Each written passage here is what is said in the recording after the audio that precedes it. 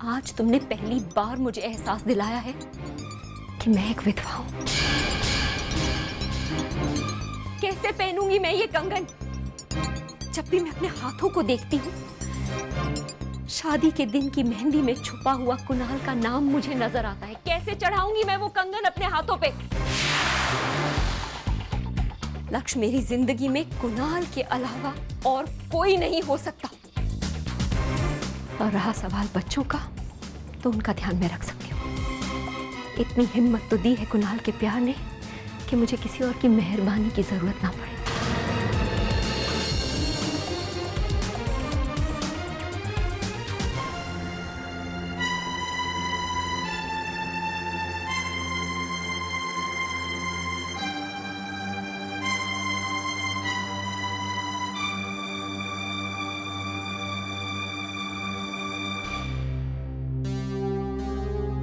ठहरो रोशी।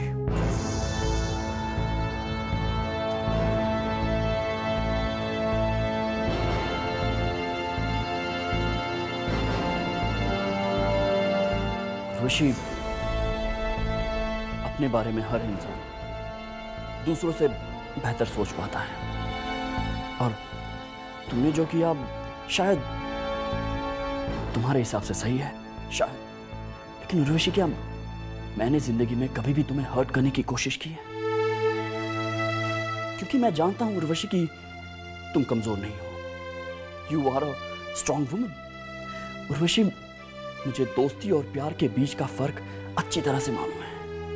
मैंने दोस्ती में कभी अपनी हदें पार नहीं की है। तुम ठीक कह रही थी, एक इंसान सिर्फ एक ही बार प्यार करता है, और मैंने भी वही किया उर्वशी, सिर्फ एक बार प्यार, तुमसे।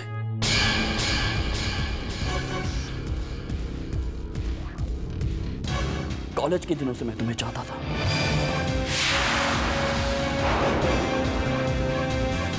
जब कुणाल तुम्हारी जिंदगी में आया भी नहीं था।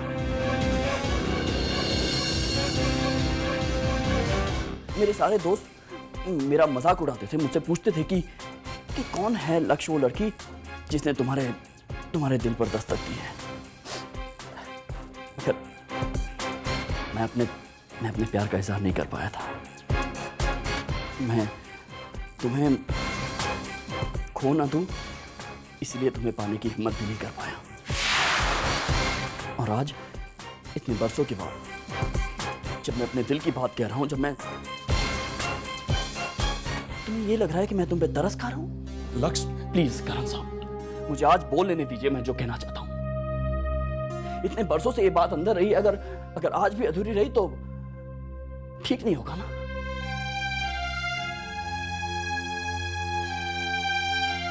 उर्वशी,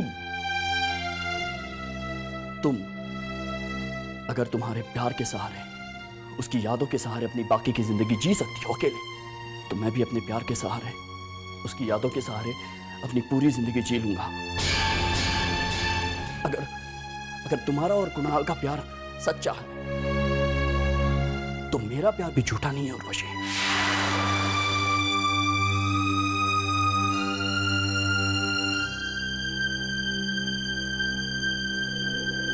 लक्ष्मी,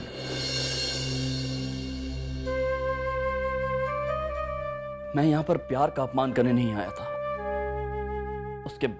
उसके बावजूद अगर आपको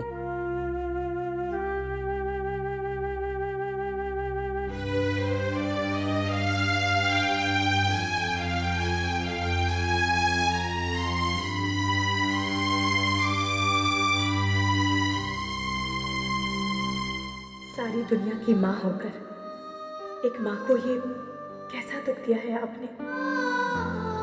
मेरी बदनसीबी की सजा सुधांशु को क्यों दे रही है? मुझसे माँ बनने का हक भी ले लिया। यही दुख देना था तो मेरी शादी क्यों करवाई? एक अधूरे रिश्ते का कैसा बंधन है ये? आपको सुधांशु की आंखों में बच्चे की चाह नहीं दिखाई देती? सुधांशु ने मेरे बच्चे को अपना लिया था, और आपने मुझसे वो बच्चा भी छीन लिया जिसने मेरी जिंदगी में खुशियां वापस लाई।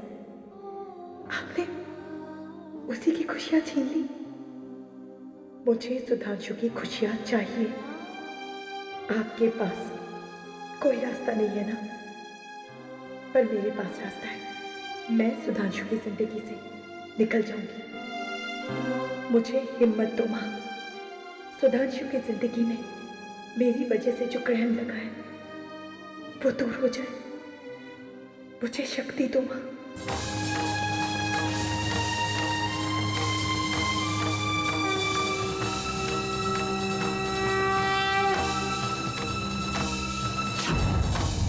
उर्वशी, कॉलेज के दिनों से मैं तुम्हें चाहता था। अगर तुम्हारा और कुणाल का प्यार सच्चा है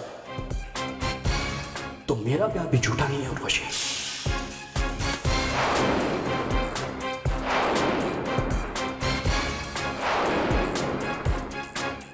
जो कुछ सोचा था सब उल्टा हो गया। हमारी समझ में तो ये नहीं आता कि भगवान क्या सोचते हैं, क्या चाहते हैं। जब भी हमें लगता है कि हमारे परिवार की खुशियां लौट आएंगी, एक नया दुख हमारे सामने आके खड़ा हो जाता है। हमने तो सुना था कि दुख के दिनों के बाद सुख के दिन भी आते हैं, लेकिन हमारे परिवार के नसीब में तो सिर्फ दुख है और कुछ नहीं। जी छोटा मत करना प्रियंवदा। भगवान के घर देर है अंधेर नहीं, वो सब देखता है। वो कुछ नहीं देखते, वो कुछ नहीं देख रहे। क्या भागवत का इंसाफ हुआ? क्या उनको उनके किए की सजा मिली? नहीं। सोचा था सुधांशु और कृतिका की शादी करा के उसकी खुशियां लौटा देंगे, लेकिन उसकी कोख उजाड़ कर उसकी जिंदगी में ऐसा अंधेरा भर दिया है जो जिंदगी भर उसका पीछा करेगा।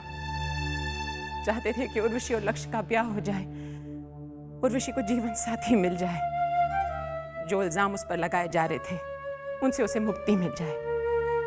ऐसा भी नहीं हुआ।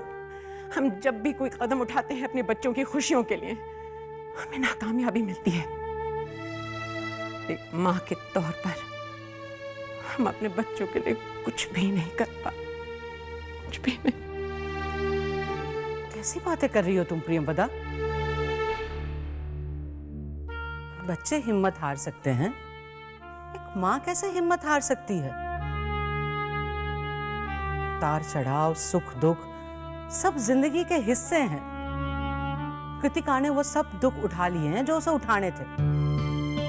तुम देख लेना प्रियंवदा, सुधांशु उसे तमाम मुसीबतों से बाहर निकालेगा और तमाम खुशियां देगा जो हमारी बच्ची को मिलनी चाहिए। तुम देख लेना, उर्वशी भी अपनी जिंदगी के अंधेरों से बाहर निकल आएगी। उसे जरूरत है लक्ष्य जैसे एक सहारे की। और हमारी बदनसीबी कब हमारा पीछा छोड़ेगी?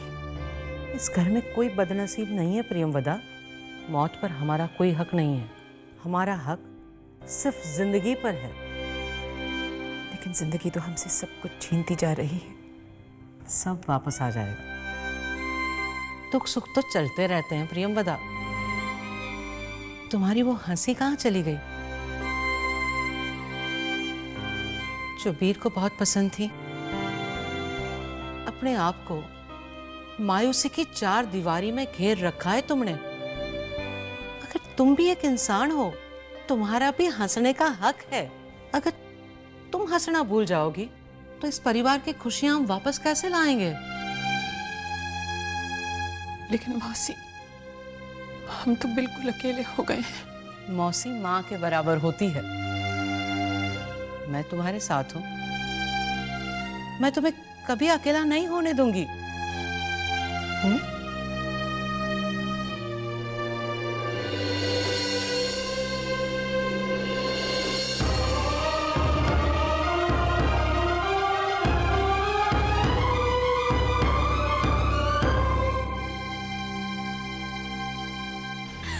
भागो जी, आज प्रेमवता देवी के घर में मेरा बहुत बड़ा अपमान हुआ है। करण और उर्वशी भाभी की प्रेम कहानी में उस खानदान में अब उर्वशी भाभी की शादी का नाटक चल रहा है।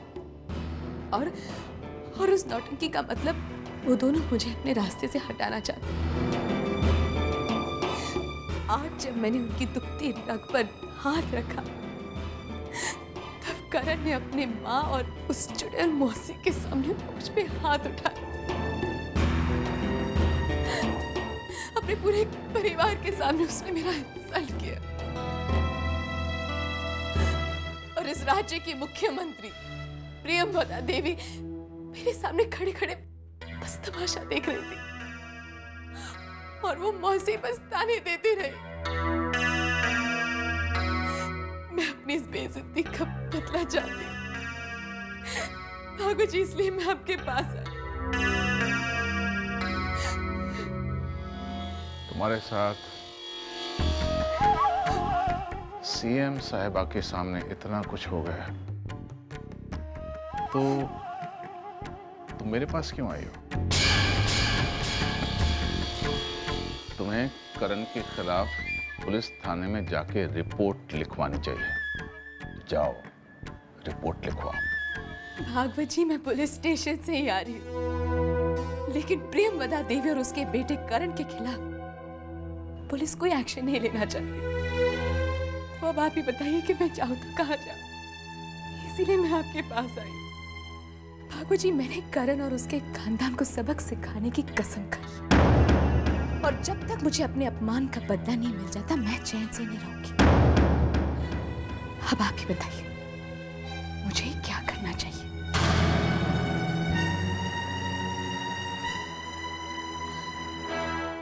आपकी सोच में पड़ गए।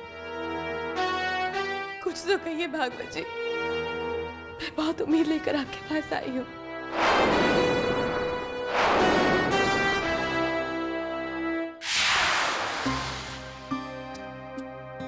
मैंने अपनी जिंदगी में बहुत कुछ टूटते हुए देखा है। पहले कुणाल भैया हम सबको छोड़ के चले गए, फिर एक ऐसे रिश्ते को टूटते हुए देखा है जिस पर इतना भरोसा था मुझे, जिसके लिए मैंने मां से भी लड़ाई कर ली थी। लेकिन आपको और टूटता हुआ नहीं देख सकता भाभी। हिम्मत नहीं मुझ में। आज जो कुछ भी हुआ है उसे प्लीज भूल जाइए। अभी आज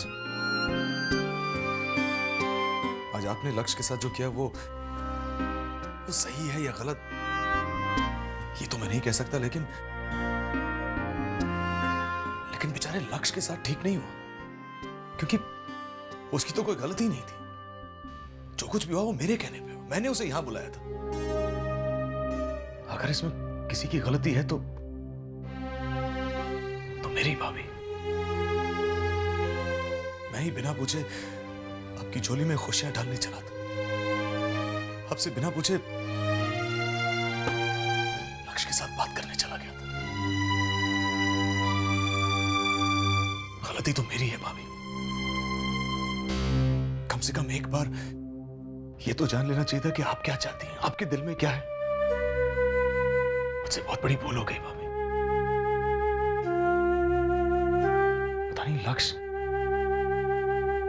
क्या सोच रहा होगा,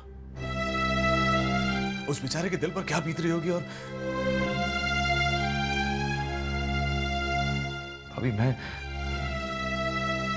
तो लक्ष्य को चंद ही दिनों से जानता हूं, लेकिन उसे जितना भी पहचान पाया वो मुझे बहुत ही भावुक लगता है। पता नहीं वो इसे कैसे हैंडल करेगा।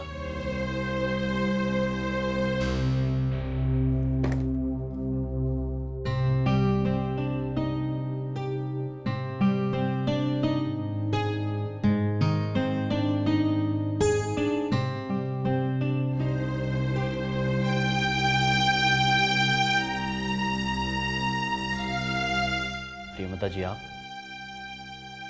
कहीं जा रहे हो? हर शहर सभी को रास नहीं आता है। शायद मेरा इस शहर में रहना लिखा ही नहीं था।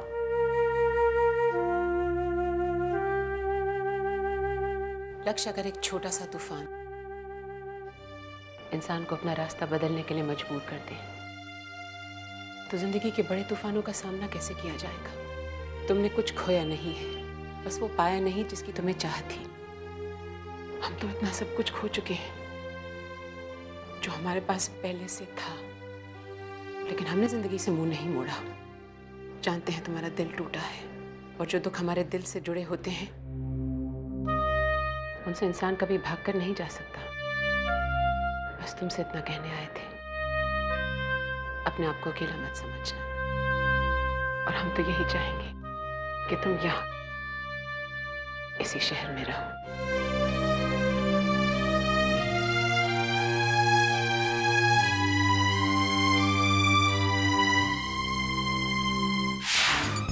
भागवत जी, सीएम हाउस में एक औरत के साथ नाइंसाफी हुई है। क्या आप मुझे मेरा हक नहीं दिलवाएंगे? अरे भागवत जी, कुछ कहिए। लगता है आपने भी प्रियवदा देवी की तरह दो चेहरे ओढ़े। क्या बात है भागवत जी, आपकी धमकियों में अब कोई दम नहीं रहा। प्रियवदा देवी और करण प्रताप सिंह का नाम सुनते ही क्या आपकी हिम्मत भी जवाब दे गई? क्या आपको भी सिर्फ गरजना आता है, बरसना नहीं? चलिए भागवत जी, आज आप ही एक औरत के अपमान का तमाशा देखने वालों की भीड़ में शामिल हो।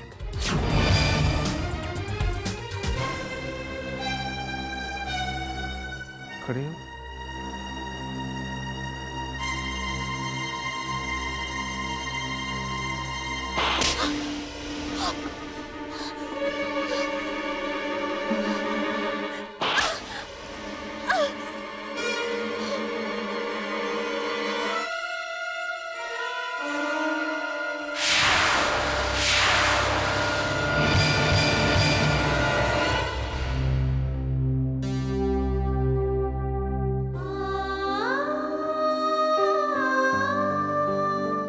सॉरी टू से आपकी वाइफ अब कभी मां नहीं बन पाएंगी।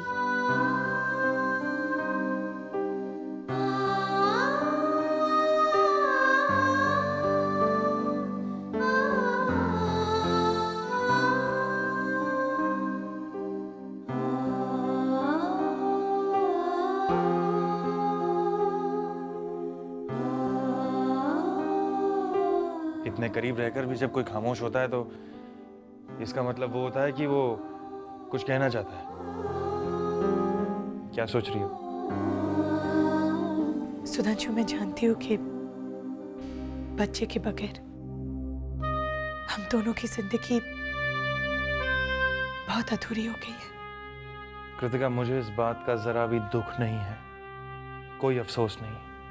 कई बार हमारी जिंदगी में हजारों रिश्ते भी कम पड़ जाते हैं और कई बार एक ही रिश्ता बहुत होता है। तुम मेरे लिए वो रिश्ता हो। हम दोनों एक दूसरे के अधूरेपन को लेकर एक मुकम्मल जिंदगी बिताएंगे,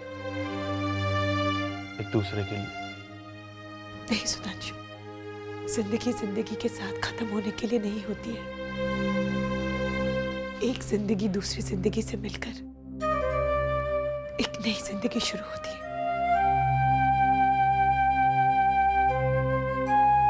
मैंने बहुत सोचा सुधांशु, दिए के रोशनी के बगैर कोई भी पूजा अधूरी होती है और अधूरी पूजा का फल कभी नहीं मिलता। मैंने बहुत सोचा सुधांशु,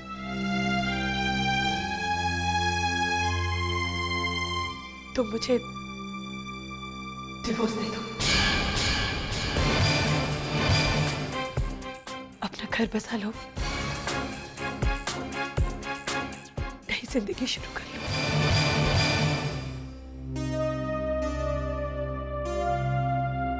डिवोर्स? अगर तुम मेरी जगह होती तो मुझे डिवोर्स दे देती? कृतिका, जिंदगी में इंसान को बदलने से तकदीर नहीं बदलती है, मगर हाँ, एक दूसरे का साथ देने से जिंदगी बदली जा सकती है। अरे पागल, तुम्हारे साथ जीना तो मेरी जिंदगी का एक सपना था और मैं तो उस सपने को जी रहा हूं। इतना खुश हूं मैं और तुम होके डिवोर्स की बात कर रही हो। आइंदा ये शब्द अपनी जुबान पर कभी मत लाना। I love you, trust me. वाह भगवान, पोते का सुख देना तो दूर, बेटे का भी दिमाग घुमा दिया। अगर बेटा इसे नहीं छोड़ेगा तो भगवान कुछ ऐसा कर तू इस लड़की को ही घर से भगा दे। हाँ, आपने मुझ पे हाथ उठाया। तो क्या करता बेटी?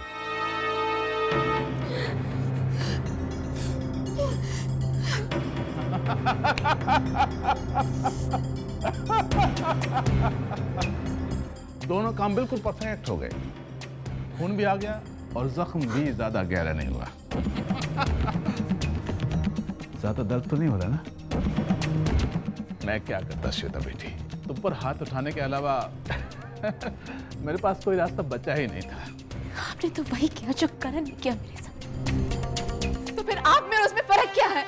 फर्क है, तुम्हारे पति करण ने तुम पर हाथ उठाया तुम्हें अपमानित करने के लिए, और मुझे तुम पर हाथ उठाना पड़ा प्रियंवदा देवी से तुम्हारे अपमान का बदला चुकाने के लिए। अब मैं विशाल प्रदेश की जनता के सामने चिल्ला चिल्ला कर कह सकता हूं कि देखो, प्रियंवदा देवी को, जिसे आप पूछते हो, उनका बेटा करण प्रताप सिंह कितना कितना जल्लाद है, कैसा राक्षस है, जिसने अपनी पतिव्रता पत्नी का, एक नारी का, एक देवी का ये हाल किया है। देखो और खुद फैसला करो। श्वेता बेटे, दुश्मन जितना बड़ा होता है, हमला उतना ही बड़ा होना चाहिए। असर तभी होता है। अब तुम करण से अपना बदला लोगे।